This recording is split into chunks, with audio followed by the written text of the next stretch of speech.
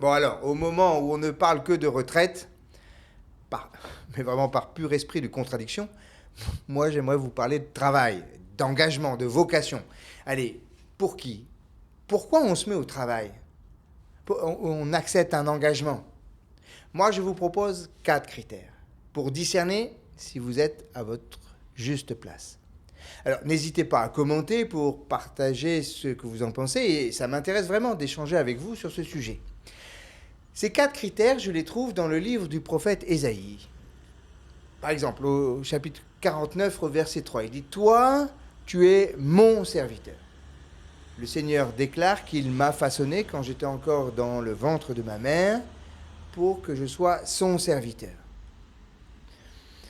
Il n'est pas du tout évident de s'entendre dire qui on est par un autre que soi-même. Fût-il Dieu lui-même, ou alors on pense que c'est réservé aux seuls religieux, aux pasteurs, aux prêtres. Tout dans notre culture issue de la Réforme et des Lumières est basé sur cette revendication d'autonomie de l'individu qui se définit lui-même par ses choix. On veut pouvoir décider pour soi-même. Et il n'est pas possible d'exiger une obéissance aveugle. L'invitation à nous engager doit rejoindre au moins notre désir propre dans une association libre et volontaire. Il faut avoir, comme chantait Johnny, l'envie d'avoir envie. Et pourtant, l'envie seule ne fait pas tout. Il y a bien un appel. Tu es mon serviteur, dit Dieu à Ésaïe. Et ici naît l'idée de la responsabilité. Responsabilité comme volonté de répondre de notre vie par un « me voici », comme le prophète Samuel quand il est appelé par Dieu. Être appelé par d'autres participe au sentiment d'avoir une mission. Et dans notre compréhension du travail comme vocation, on ne s'auto-proclame pas. La motivation personnelle que l'on pourrait appeler la vocation interne est toujours confortée par la reconnaissance de cette vocation par d'autres, qui confirment ainsi qu'on ne se prend pas tout à fait pour Jeanne d'Arc et qu'il n'est pas utile de faire appel tout de suite à un psychiatre.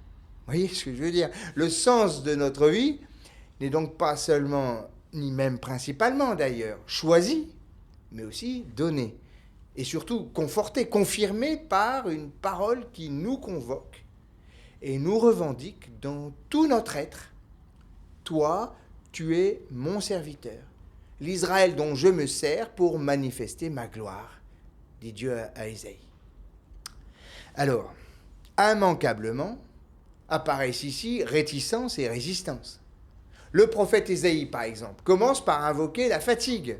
Moi, j'ai dit, c'est pour rien que je me suis fatigué. Argument classique, n'est-ce pas? Mes forces sont trop petites, on n'y arrivera jamais, on n'a pas assez d'argent, de volontaires, de jeunes, de temps, de place, etc. Mais moi, je vois là comme une nécessité de se sentir en capacité pour accepter une mission, une tâche, un engagement, un travail. La bonne volonté ne suffit pas. Il faut des forces et des compétences pour ne pas s'épuiser à la tâche. Mon Dieu est ma force, dit le prophète Ésaïe. Et cela nous importe de savoir qu'il ne nous demande pas de nous offrir en martyrs. Et si le travail en équipe, la volonté d'apprendre et de se former constituait un bon remède à cette crainte de ne pas être assez fort. Et puis, Ésaïe donne un second argument. Je me suis donné du mal pour rien, dit-il, pour du vent. L'efficacité non visible. On sème et on ne récolte pas. Il y avait une sorte d'aquabonisme du « ça ne sert à rien, mais pourquoi on fait ça ?» Ici, moi, j'entends le besoin que nous avons tous et toutes d'être associés aux finalités, de voir le résultat possible de ce qui est attendu. Il faut que cela ait du sens pour nous. Je veux bien mettre toutes mes forces dans la bataille, mais pour cela, j'ai besoin de récolter quelques fruits, à tous les moins de les voir pousser et que je me dise « Ah, ça vaut le coup !» Et pas seulement pour dans le royaume. Il y a du ici et maintenant, vous voyez, il faut toucher du déjà là. Ça ne suffit pas que tu sois à mon service pour relever les tribus d'Israël et de Jacob, ramener les survivants d'Israël dit Dieu à Ésaïe. Je fais de toi la lumière des nations pour que mon salut s'étende jusqu'au bout de la terre. Nous voilà comme admis dans le conseil secret de Dieu, comme dirait Calvin, associés et collaborateurs. Il nous dit, voilà l'objectif final, la visée ultime, voilà le plan global. Et vous avez votre part dans ce plan. Oh, tout ne repose pas sur vos épaules, vous n'êtes pas chargé de sauver le monde. Mais Dieu a besoin de vous pour prendre votre juste part. Dans toute vocation, dans tout travail, quel que soit l'employeur, il y a donc toujours une dimension de service pour les autres. À la question « pour qui » ou « pourquoi je travaille ?», nous avons glané 4 critères de discernement possibles.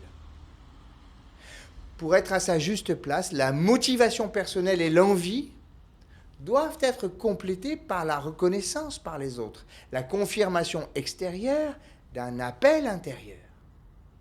Et la force nécessaire, la compétence requise sont mis au service des autres, et non pour notre propre jouissance, au service d'une fidélité, d'un sens avec et pour les autres. Et comme les 4 pieds de la chaise, les 4 vont ensemble, et ils font système. Ils se complètent, se renforcent. À enlever un pied à la chaise, vous vous retrouvez les fesses par terre. Ainsi, vous saurez pour qui et pourquoi vous travaillez. Et ces 4 critères s'avèrent aussi efficaces dans votre vie professionnelle que dans la vie de l'Église. Vous transformerez ainsi une prédestination en une vocation. Ou pour le dire avec les mots de Paul Ricoeur, que je laisse à votre méditation, le hasard sera transformé en destin par un choix continu. Voilà, si vous trouvez pertinents ces critères, cette réflexion pour trouver du sens à votre travail, alors merci de m'encourager, vous voyez, un petit like. Vous pouvez aussi partager ce message avec un ami. Et si vous voulez suivre les prochains messages, alors abonnez-vous. Merci et belle journée.